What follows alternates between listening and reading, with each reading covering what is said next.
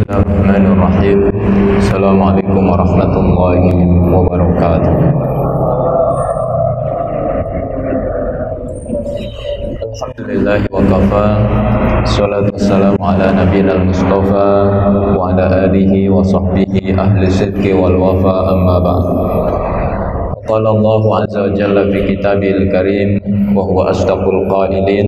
A'udzu billahi minasyaitonir rajim. Alam ya'ni lil ladzina amanu an takhsha'a qulubuhum li dzikrillahi wa ma nazala minal haqq wa la yakunu kal ladzina utul kitaba min qablu fatala 'alaihimul amadu faqasat qulubuhum wa katsirun minhum fasiqun. Hadirin jamaah salat maghrib Masjid Al-Amin yang dimuliakan Allah Subhanahu wa taala. Alhamdulillah kita dihimpun oleh Allah pada malam hari ini di dalam nikmat amal saleh, nikmat untuk memakmurkan masjid Allah Subhanahu wa taala. Mudah-mudahan upaya kita untuk memakmurkan masjid Allah, terutama di tengah wabah ini, mengundang keberkahan yang besar dari Allah Subhanahu wa taala, sehingga wabah ini segera diangkat dari tengah-tengah kehidupan kita. Amin ya rabbal alamin. Jemaah yang dimuliakan oleh Allah, tema kajian malam hari ini adalah ahamiyatul khusyuk fil ibadah wal muhafadzatu alal a'mal as-salihah. Pentingnya meraih khusyuk di dalam ibadah serta menjaga amal-amal saleh di dalam kehidupan kita. Ayat yang saya kutip di mukaddimah tadi adalah ayat yang ke-16 surat Al-Hadid. Ayat yang ketika diturunkan, maka para sahabat menganggap bahwa itu adalah teguran dari Allah Subhanahu wa taala kepada mereka. Padahal usia keimanan mereka hari itu belumlah genap 4 tahun. Begitu dijelaskan oleh Abdullah ibnu Mas'ud radhiyallahu anhu. Artinya, meskipun usia keimanan belum genap 4 tahun, ketika belum bisa menghadirkan khusyuk di dalam ibadah, ternyata itu ditegur oleh Allah Subhanahu wa taala. Maka ayat ini tentu menjadi renungan yang besar dalam kehidupan kita, apalagi kita yang sudah mengikrarkan keimanan kita kepada Allah puluhan tahun lamanya. Jemaah yang dimuliakan oleh Allah, ada 2 kisah yang berkaitan dengan ayat ini. Pertama, kisah seorang ulama besar di zaman tabi'in di abad kedua Hijriyah. Namanya adalah Al-Imam Fudail bin Iyad. Al-Imam Fudail bin Iyad. Imam Fudail bin Iyad ini ulama besar di abad kedua Hijriyah. Beliau lahir tahun 107, wafat 187. Beliau lahir di kota Samarkand atau hari ini Uzbekistan. Kemudian wafatnya yaitu di Makkah Al-Mukarramah. Sebelum beliau menjadi ulama, apa profesi beliau itu? Ternyata beliau adalah seorang perampok.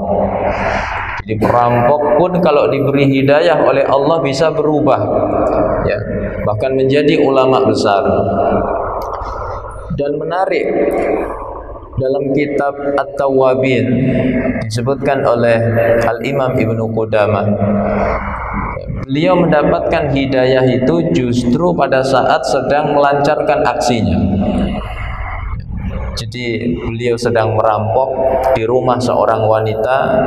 Beliau sudah memanjat ya, tembok wanita itu, sudah berada di dalam rumahnya. Ternyata terdengar lantunan ayat Al-Quran dari rumah sebelahnya yang dibaca ayat 16 surat Al-Hadid tadi. Alam ya'ni lilladzina amanu an takhsha'a qulubuhum li dzikrillahi wa ma nazala minal haqq. Belumkah tiba masanya bagi orang yang beriman untuk khusyuk mengingat Allah dan menerima kebenaran yang Allah turunkan? Maka seketika bergetar hati beliau. Beliau menjawab seruan ayat tadi. Beliau mengatakan, bala ya Rabb, qad ana. Betul ya Allah, sudah tiba masanya. Sudah tiba masanya bagi orang yang beriman untuk khusyuk hatinya mengingat Engkau dan menerima kebenaran yang Engkau turunkan. Maka beliau keluar dari rumah tadi dalam keadaan bertaubat kepada Allah.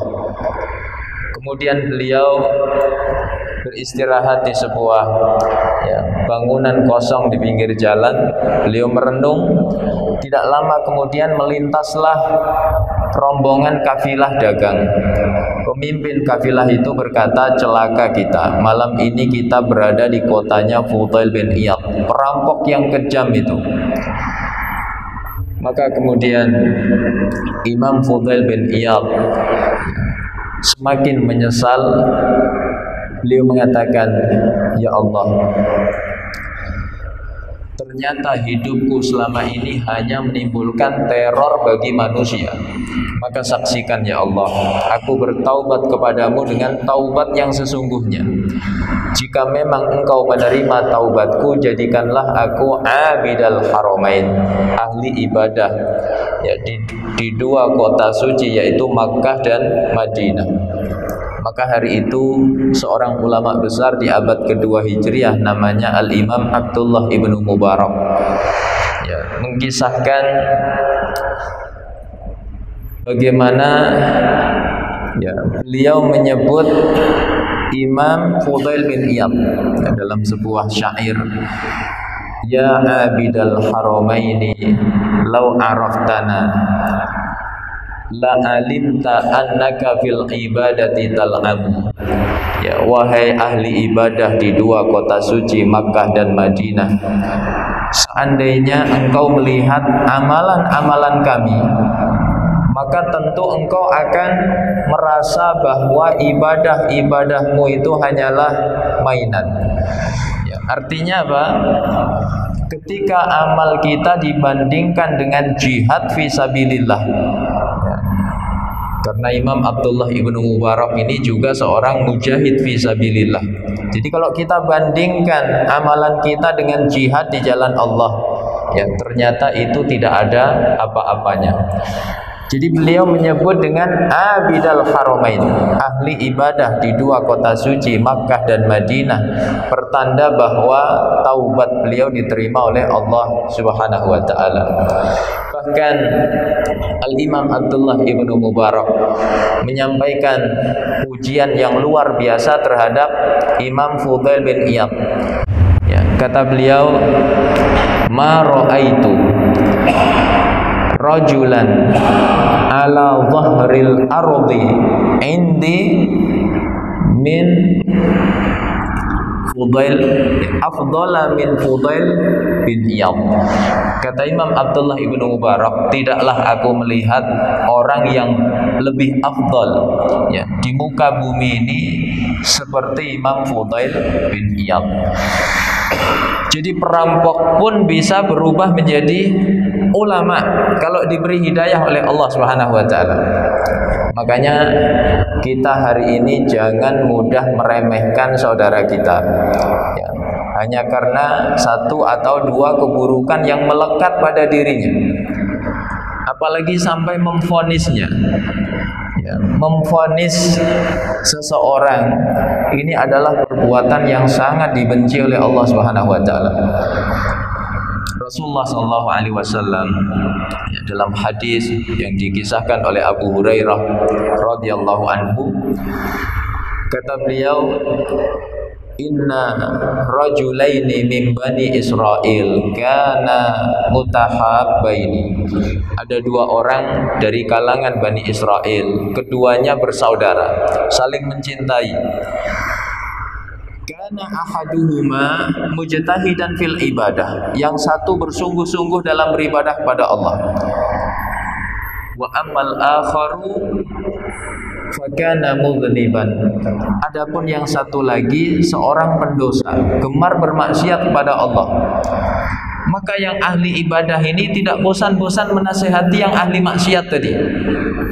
Kata dia, aksir amma antafi, ya, kurangi maksiat kamu itu. Tapi setiap dia dinasihati, dia mengatakan khallini wa rabbi, biarkan ini urusanku dengan Tuhanku.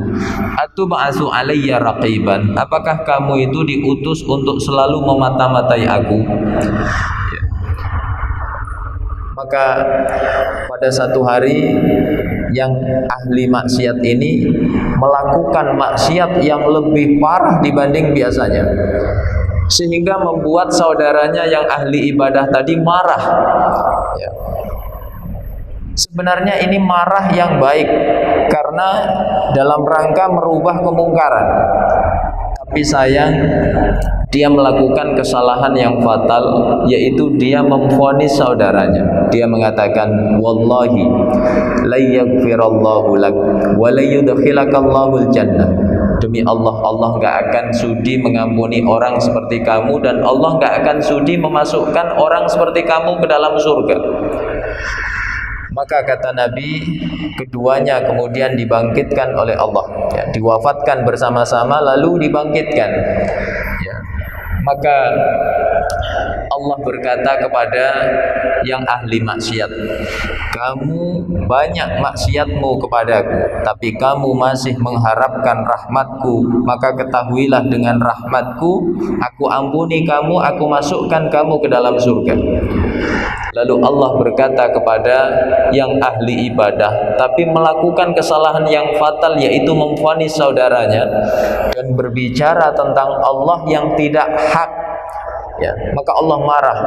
Allah mengatakan, man dalladzi yata'alla alayya alla aghfira li fulan, ya, siapa yang bisa melarang aku untuk mengampuni hambaku si fulan itu, ya.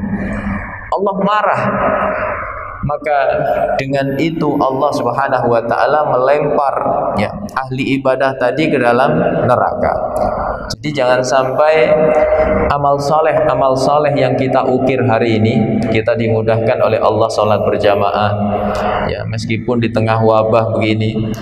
Kita dimudahkan oleh Allah istiqamah thalabul ilmi, kita dimudahkan oleh Allah qiyamul lail misalnya, puasa sunnah atau kebaikan-kebaikan lainnya. Jangan sampai itu disusupi oleh setan, ya, dengan sifat sombong, merasa lebih baik daripada saudaranya, mudah meremehkan saudaranya, bahkan lisannya ringan memvonis saudaranya. Ini adalah talbis iblis, ya, tipuan iblis untuk menyesatkan manusia. Ya.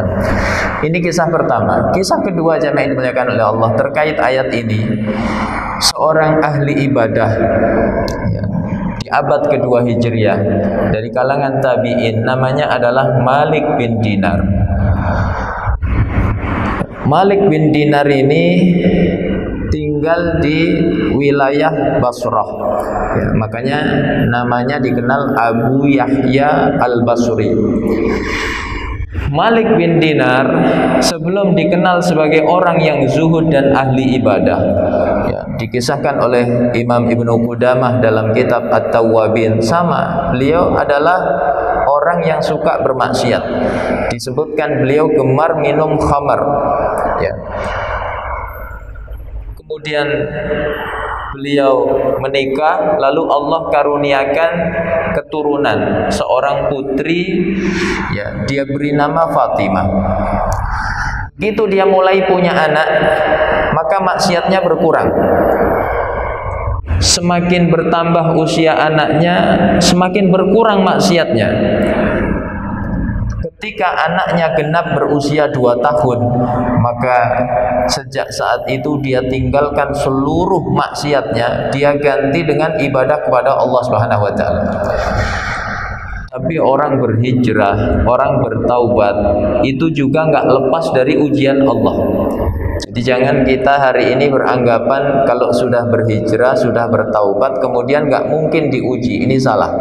Ya, ujian itu sunnatullah dalam kehidupan manusia. Semua manusia pasti diuji, dan ujian itu sesuai kadar keimanan manusia. Semakin tinggi imannya, semakin berat ujiannya. Malik bin Dinar ini diuji oleh Allah dengan cara diwafatkan putrinya, yang menjadi proses hidayah perantara dia berhijrah, malah diwafatkan oleh Allah. Maka dia berontak, ya. Dia mengatakan, aku sudah mengganti seluruh maksiatku dengan ibadah kepada Allah, malah begini balasan Allah. Kalau begitu aku akan kembali maksiat, bahkan lebih parah daripada biasanya. Maka dia buktikan ucapannya itu dengan minum khamr yang sangat banyak sampai dia pingsan. Dalam pingsannya Allah memberikan hidayah. Dia bermimpi dibangkitkan oleh Allah di hari kiamat, dihisab, mempertanggungjawabkan seluruh amal perbuatannya. Kemudian dia dikejar oleh seekor ular yang sangat besar, siap menerkam dirinya. Dia mencari bantuan ke sana kemari, akhirnya ketemu dengan seorang kakek yang sudah tua renta. Dia mengatakan, wahai kakek, selamatkan aku dari ular besar ini. Tapi kakek itu mengatakan, aku ini orang tua, lemah, tidak berdaya, gak sanggup melawan ular sebesar itu. Coba kamu pergi ke gunung sana, di sana banyak anak kecil, barangkali mereka bisa menolongmu. Akhirnya dia pergi ke gunung yang dimaksud. Ternyata betul di sana banyak anak kecil, termasuk ya putrinya, yaitu Fatimah. Begitu Fatimah melihat ayahnya dikejar oleh ular besar tadi, maka dia turun menolong ayahnya. Dia usir ular itu dengan satu tangannya, ya. Kemudian ular itu pun pergi. Ini pelajaran, seandainya kita diuji oleh Allah dengan diwafatkan anak kita yang masih kecil, ya, belum balik. Satu sisi itu ujian yang berat, tapi ketahuilah di sisi yang lain nanti anak kita menjadi syafaat untuk kita di hari kiamat. Kemudian Malik bin Dinar bertanya kepada anaknya, wahai anakku, siapa sebenarnya ular besar tadi? Anaknya menjawab, wahai ayah, ular yang besar yang siap menerkam ayah itu adalah amal keburukan ayah ketika di dunia. Karena semasa ayah hidup terlalu banyak kejahatan-kejahatan ayah, maka Allah wujudkan dalam sosok yang nyata, seekor ular besar yang siap menerkam ayah. Kalau begitu siapa kakek tua tadi? Kakek tua yang lemah, tidak berdaya, yang sama sekali tidak bisa menolong ayah. Itu adalah amal kebaikan ayah. Karena kebaikan ayah ketika di dunia tidaklah seberapa, maka Allah wujudkan sebagai sosok yang sama sekali tidak bisa membantu ayah. Lalu dia membaca ayat di surat Al-Kahfi, wa wajadu ma amilu hadir. Allah, ya, dalam ayat itu, wa wajadu, dan mereka mendapati apa yang mereka perbuat ketika di dunia itu diwujudkan oleh Allah dalam bentuk nyata. Kalau kebaikan dibalas dengan kebaikan yang nyata, kalau keburukan diwujudkan dengan keburukan yang nyata. Kemudian dia membaca ayat 16 surat Al-Hadid ini, alam ya'ni lilladzina amanu an takhsha'a qulubuhum li dzikrillahi wa ma nazala minal haqq. Belumkah tiba masanya bagi orang yang beriman untuk khusyuk hatinya mengingat Allah dan menerima kebenaran yang Allah turunkan? Seketika dia terbangun dari mimpinya, lalu azan subuh berkumandang, dia mandi, membersihkan diri, dia bergegas ke masjid, ya. Kemudian dia sholat berjamaah, dia bertaubat kepada Allah. Lalu ketika sholat itu imamnya membaca ayat yang persis dibaca oleh anaknya dalam mimpinya. Alam ya'ni lil ladzina amanu an takhsha'a qulubuhum li dzikrillahi wa ma nazala minal haqq. Ya, maka sejak saat itu orang tidak lagi mengenal Malik bin Dinar sebagai ahli maksiat, tapi sebagai orang yang zuhud dan ahli ibadah. Sampai ulama besar di zaman itu mengatakan, ya, yaitu Sulaiman At-Taimi, kata beliau, ma adraktu rajulan azhada min Malik bin Dinar. Tidak pernah aku melihat laki-laki yang begitu zuhud seperti Malik bin Dinar. Ya. Ini pelajaran betapa salafun as-salih di zaman dahulu, ya, begitu mengambil pelajaran yang besar dari ayat 16 surat Al-Hadid tadi. Pertama, yaitu masalah khusyuk di dalam ibadah. Apa sebenarnya makna khusyuk itu? Khusyuk ini beberapa kali disebut oleh Allah di dalam Al-Quran. Terkadang dimaknai, ya, az-zil, yaitu merendahkan diri di hadapan Allah Subhanahu wa taala. Seperti dalam ayat yang sering kita baca, "Lau anzalna hadzal Qur'ana 'ala jabalin la ra'aitahu khashi'an mutasaddian min khasyatillah."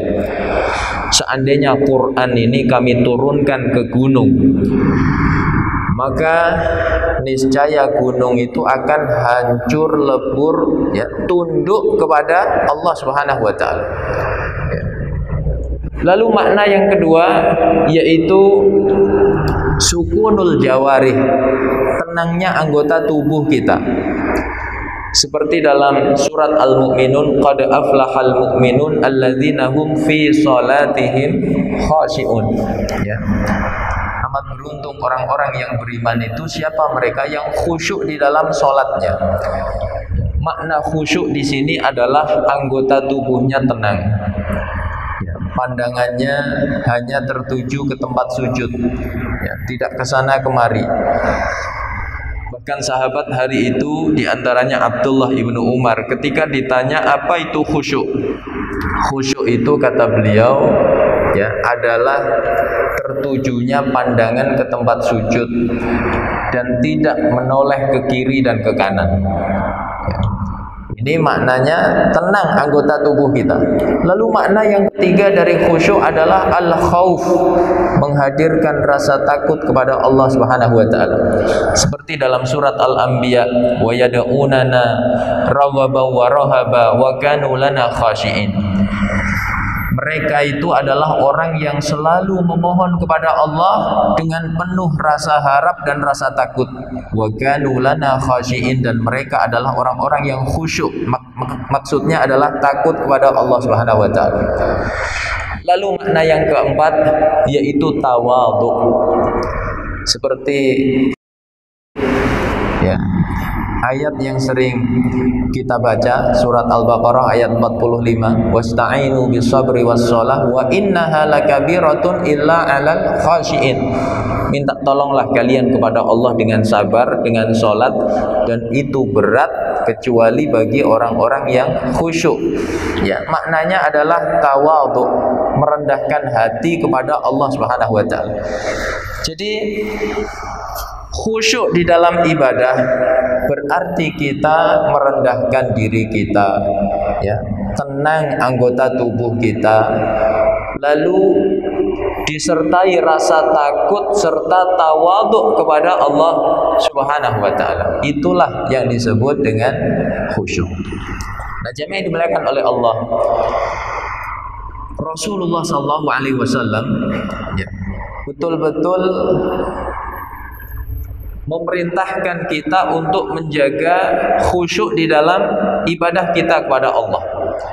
Ya, ini kita bisa lihat dari beberapa aspek. Pertama, ya, Rasulullah memerintahkan kita untuk meninggalkan hal-hal yang bisa menghilangkan kekhusyukan. Contoh, di antara yang menghilangkan kekhusyukan itu adalah pandangan yang tidak tertuju ke tempat sujud, tapi noleh kemana-mana. Di antaranya noleh ke atas. Itu ditegur dengan keras oleh Nabi. Kata Nabi, ma balu qaumin yarfa'una absarahum ila sama. Entah kenapa ada kaum yang kalau sholat itu pandangannya dongak ke atas. Ya. Ini perbuatan yang sangat tercela. La yantahunna aw la yukhtafanna absaruhum. Hendaknya mereka hentikan perbuatan itu, atau kalau tidak nanti Allah akan membutakan pandangan mereka. Ya. Apa sebabnya kenapa nggak boleh dongak ke atas? Karena menyebabkan orang sulit untuk khusyuk. Ya, kalau pandangannya ke atas, nanti dia lihat lukisan, dia lihat ya, pemandangan, dia lihat burung yang lewat, pesawat yang melintas, dan lain sebagainya, sehingga sulit untuk khusyuk. Kemudian yang kedua, Rasulullah melarang kita ya, sholat ketika makanan sudah dihidangkan. Ya, ditambah lagi perut kita dalam keadaan lapar. La sholata bihadratit ta'am. Tidak ada sholat sedangkan makanan sudah dihidangkan. Ya, jadi kalau bapak lapar sekali, makanan sudah siap, iqamah ternyata berkumandang. Sholat dulu apa makan dulu, Pak? Ya, yang betul adalah makan dulu. Wala huwa yudafi'ul akhbasan. Tidak pula sholat dalam keadaan menahan buang hajat. Bapak kebelet ke kamar mandi, iqamah sudah berkumandang, sholat dulu apa buang hajat dulu? Yang betul adalah buang hajat dulu. Jadi ke kamar mandi dulu, karena nggak mungkin orang bisa khusyuk dalam sholatnya sedangkan dia menahan hajatnya. Ya. Nah, ini pertama. Kemudian kedua, kalau kita melihat ayat Al-Quran, ternyata hilangnya khusyuk itu, ya, itu betul-betul dicela oleh Allah Subhanahu Wa Taala. Di antaranya ayat 16 surat Al-Hadid tadi. Begitu usia keimanan para sahabat hari itu belumlah genap 4 tahun, belum bisa menghadirkan khusyuk, itu ditegur oleh Allah dengan ayat ini. Demikian pula ayat 45 surat Al-Baqarah yang saya sebutkan tadi. Wasta'inu bis-sabri was-shalah wa innaha lakabiratun illa 'alal khashiin. Mintalah tolong kalian kepada Allah dengan sabar dan salat, dan sungguh itu berat kecuali bagi orang-orang yang khusyuk. Kata ulama tafsir, ayat ini memberikan isyarat betapa hilangnya khusyuk itu adalah perbuatan yang sangat tercela. Imam Ghazali rahimahullah, ya, Hujjatul Islam, dalam kitabnya Ihya Ulumuddin menyebut khusyuk itu sebagai ruhul ibadah, ruhnya ibadah kita kepada Allah. Jadi kalau orang ibadah, contohnya sholat, tapi khusyuknya hilang, maka seperti ibadah tanpa ruh. Ya. Sesuatu kalau tanpa ruh itu disebut apa, Pak? Ya, disebut bangkai. Ya. Maka ini adalah perkara yang sangat tercela. Kenapa? Ya, karena orang ketika sholat itu dia meninggalkan arah-arah dunia, arah timur, arah utara, arah selatan, itu dia tinggalkan. Ya. Kemudian dia hanya menghadap ke arah kiblat, gak ke arah yang lain. Maka aneh kalau badannya bisa meninggalkan arah-arah dunia, hanya menuju arah kiblat saja, kok hatinya nggak bisa. Hatinya tertarik oleh tarikan-tarikan dunia. Ya, ada yang ketinggalan di depan TV, ada yang ketinggalan di mall, ketinggalan di pasar, ketinggalan di lapangan bola, ada yang ketinggalan di atas sepeda. Ya. Maka ini aneh, kata beliau. Ya. Kemudian yang kedua, kenapa hilangnya khusyuk itu begitu tercela? Kata beliau, karena orang orang ketika sholat, ya, maka dia memulai dengan takbiratul ihram, Allahu Akbar. Allah Maha Besar. Maknanya apa? Allah yang paling penting, Allah yang paling utama, tidak ada yang lebih utama selain Allah Subhanahu wa taala. Tapi ternyata hatinya mengkhianati lisannya. Ya, jadi hatinya mendustakan lisannya. Lisannya mengatakan Allahu Akbar, Allah yang paling besar, Allah yang paling utama, ya. Ternyata hatinya mengatakan ada yang lebih besar selain Allah. Hatinya mikir urusan-urusan dunia. Ada yang bahkan sholat subuh, ya, di akhir pekan dia rancang seluruh kegiatan akhir pekannya dari pagi sampai malam. Ya, kalau misalnya itu komputer, Pak, di print langsung keluar beberapa lembar. Ya. Jadi aneh yang seperti itu. Nah, ini urgensi daripada, ya, khusyuk. Makanya Rasulullah mengingatkan kita semuanya, di antara yang menentukan pahala sholat kita itu adalah kualitas khusyuk kita. Ada dua orang sholatnya sebelahan, di saf yang sama, di masjid yang sama, diimami imam yang sama, mulainya sama, selesainya sama. Tapi kualitas pahalanya di sisi Allah bagaikan langit dan bumi. Apa penyebabnya, Pak?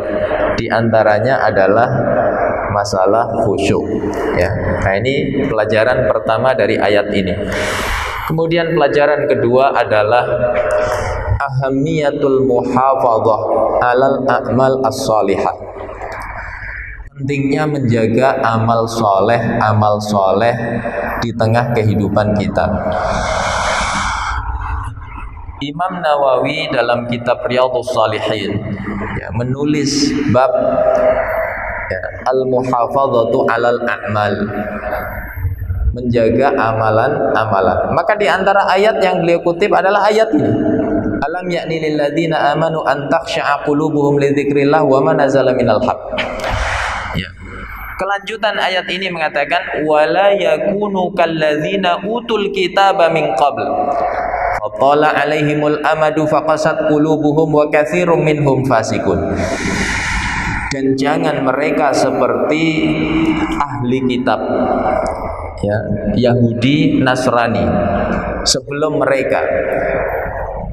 Apa di antara kesalahan ahli kitab itu?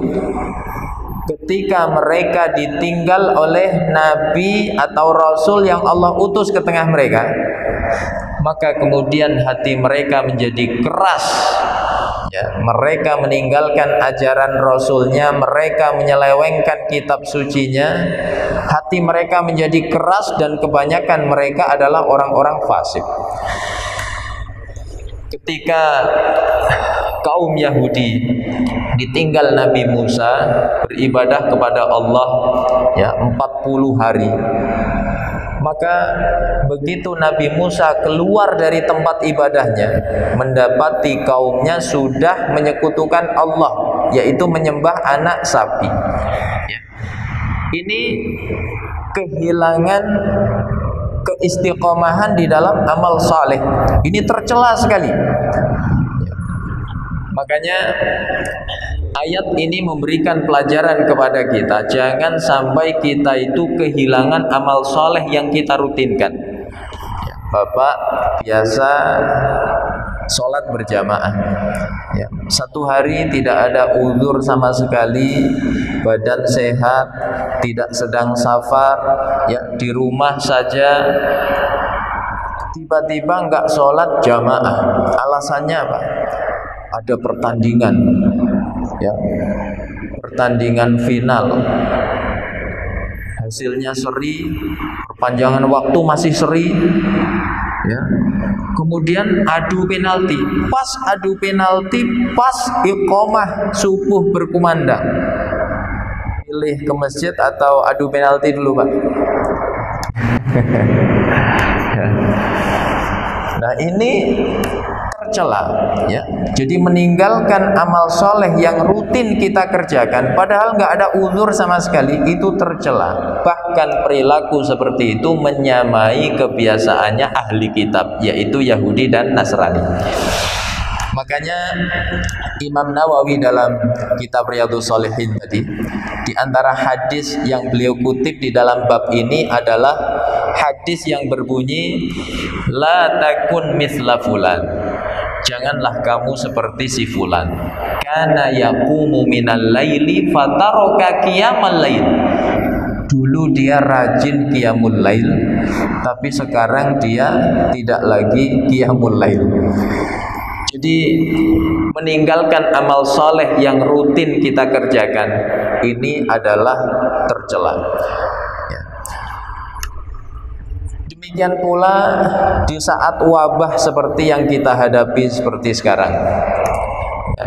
Jangan sampai niat-niat ibadah kita kepada Allah itu kita cancel.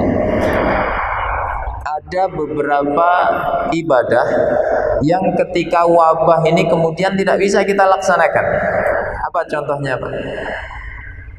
Ya, contohnya umroh.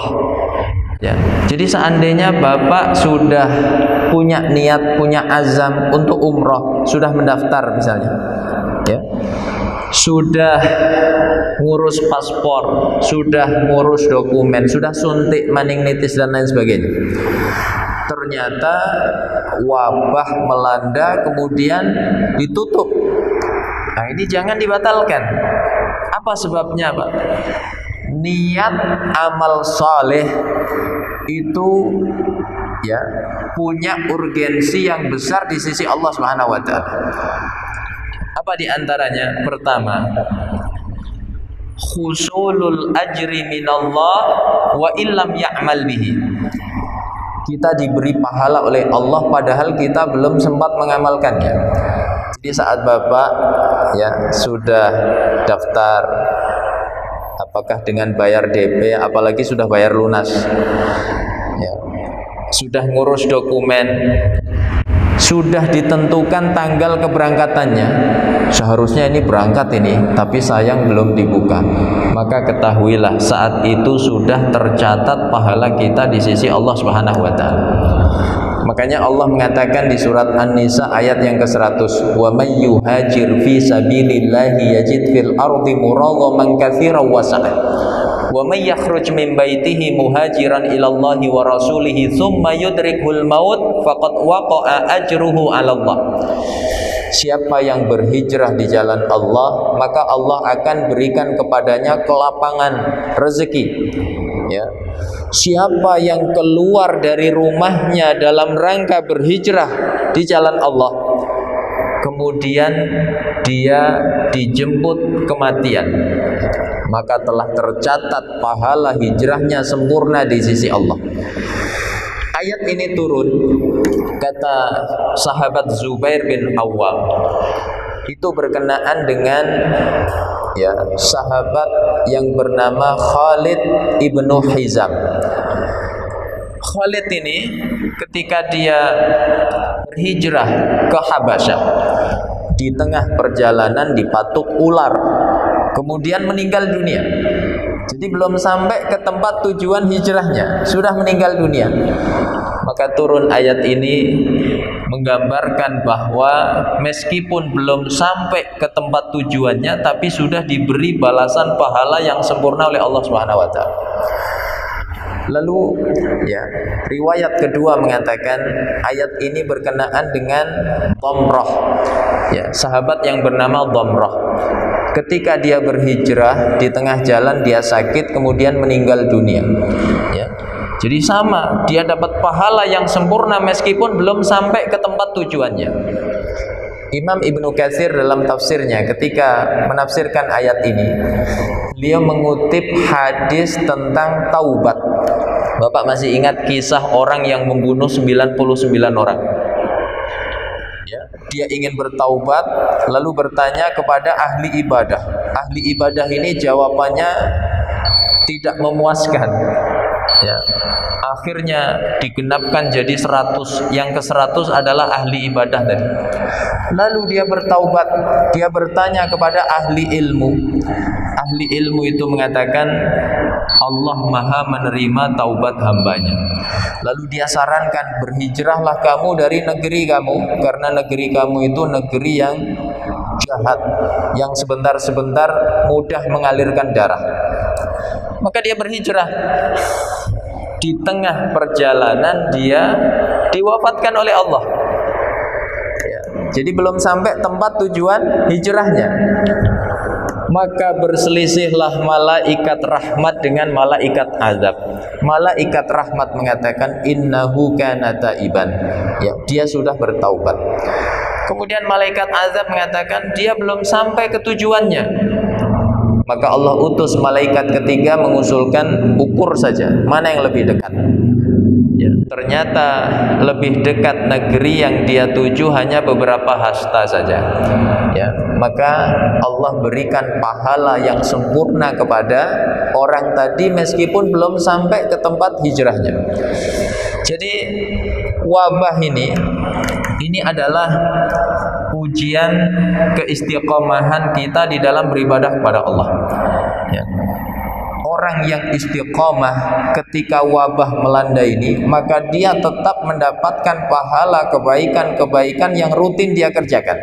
Sebagaimana Rasulullah mengatakan, "Idza maridul abdu aw safara kutiba lahu ma kana ya'maluhu sahihan muqiman." Orang yang sakit atau safar, maka tetap tercatat pahalanya di sisi Allah. Amalan yang rutin dia kerjakan ketika dia sehat, ketika dia tidak safar. Ya. Nah, kemudian yang kedua, terakhir, kenapa kita harus berusaha menjaga niat amal soleh kita? Ya, apalagi di saat wabah seperti ini. Karena yang kedua, Allah memberikan pahala kepada kita, ya, itu sesuai dengan apa yang kita niatkan. Jadi kalau niat kita itu ya besar, cita-cita kita besar, nanti Allah kabulkan sesuai dengan cita-cita kita. Bapak menuntut ilmu tujuannya apa? Ya, ada yang tujuannya sekedar mengisi waktu luang. Ada yang tujuannya ya sekedar ingin tahu. Ada yang tujuannya ya ingin mendalami agama Allah dan ingin mendakwahkannya. Maka nanti hasilnya berbeda. Yang sekedar ngisi waktu luang ya itu yang dia dapatkan. Yang sekedar ingin tahu ya itu yang dia dapatkan. Tapi yang ingin mendalami agama Allah, ingin mendakwahkannya, maka Allah akan berikan hasil yang lebih. Apa sebabnya? Karena niatnya besar. Dan yang ketiga, niat ya, kebaikan amal ya, niat menjaga amal soleh di saat wabah ini adalah salah satu kebaikan ya, yang mudah-mudahan dengan ini wabah ini segera diangkat oleh Allah dari tengah-tengah kehidupan kita. Ini barangkali yang dapat saya sampaikan. Kalau ada yang benar semata-mata dari Allah, kalau ada yang salah itu kekhilafan saya mohon maaf yang sebesar-besarnya. Aqulu qouli hadza wa sallallahu ala nabiyyina Muhammad wa ala alihi wa sahbihi wasallam wa subhanakallahumma bihamdik asyhadu an la ilaha illa anta astaghfiruka wa atubu ilaik. Assalamu alaikum warahmatullahi wabarakatuh.